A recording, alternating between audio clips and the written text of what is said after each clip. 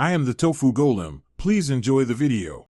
You start by opening settings so you can locate data controls quickly. Once done, tap Network and Internet or Connections depending on your Moto G85 skin. This groups Wi-Fi and mobile data.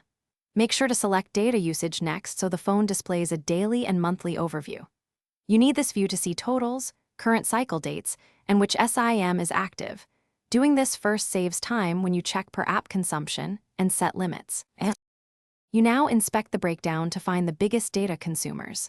First, confirm the billing cycle dates at the top so the numbers match your carrier cycle.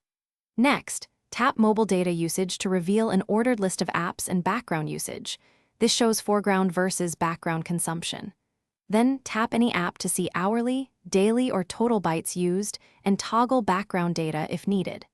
This helps you decide which apps to restrict or switch to Wi-Fi. You finish by setting controls to prevent surprises. Turn on Data Saver or set a usage warning and limit to stop high charges. These act before data runs out. If one app is excessive, disable its background data or uninstall updates to restore normal behavior. If the numbers look wrong, restart the phone first, and if that fails, reset network settings to clear misreports.